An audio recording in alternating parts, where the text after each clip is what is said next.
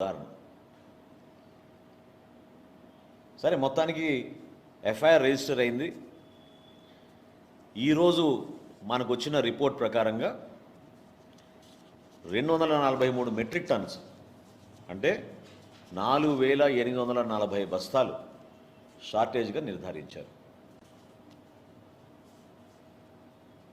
దీన్ని మనకున్న నిబంధనల ప్రకారం అంచనా వేస్తే 2,23,56,000 రూపాయలు.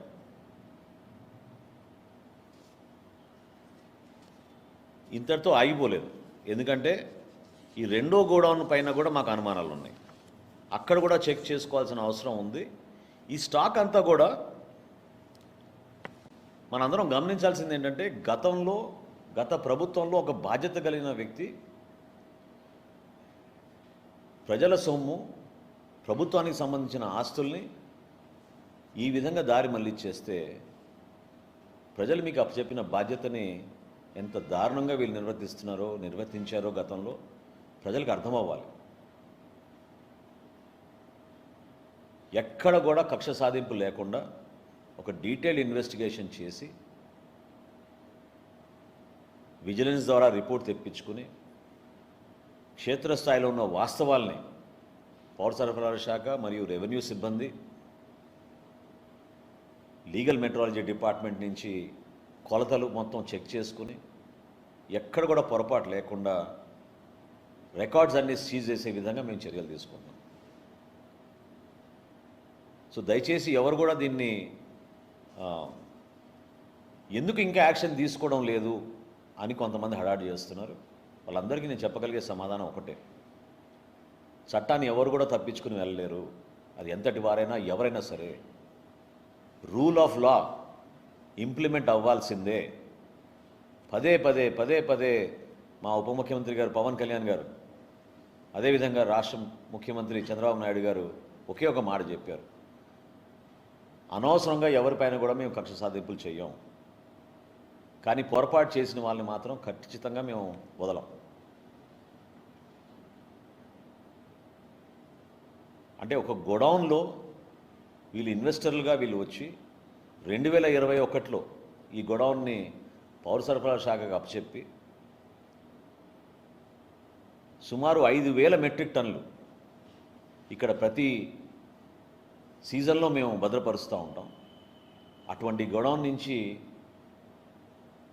ప్రిలిమినరీగా ఇంకా పూర్తి కాలేదు ఇన్వెస్టిగేషన్.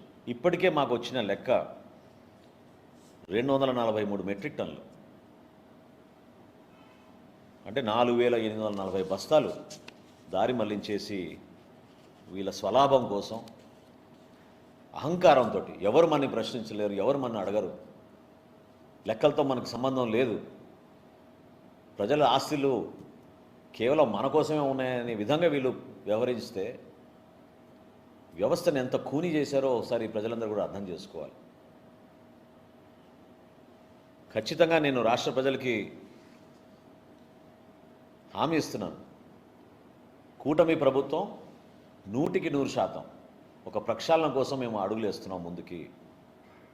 ఒక మార్పు తీసుకొచ్చి చూపిస్తాం మీకు ఏ విధంగా ప్రభుత్వంలో నిజాయితీగా ప్రభుత్వ ఆస్తుల్ని కాపాడుకునే విధంగా, వ్యవస్థల్ని దుర్వినియోగం కాకుండా అంతిమంగా ప్రజలకే మేలు జరిగే విధంగా మేము ఏ విధంగా నిలబడతామో చేసి చూపిస్తున్నాం. కానీ గత 5 సంవత్సరాల్లో వీళ్ళు చేసిన అరాచకాలు ఎవరు కూడా ఊహించలేని విధంగా వీళ్ళు మార్చారు.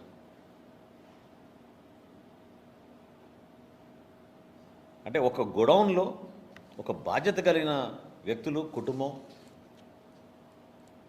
ఈ విధంగా వాళ్ళు కేవలం ఈ రోజున డీడీలు ఇచ్చేస్తే సరిపోతుంది అనుకుంటే ఈ కేసు ఆగదు.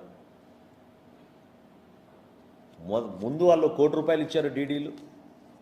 మళ్ళీ హడావుడిగా ఏ రోజైతే ఇన్స్పెక్షన్ జరిగిందో 16వ తారీఖున ఆ రోజున మళ్ళీ ₹70 లక్షల 56,800 డీడీలు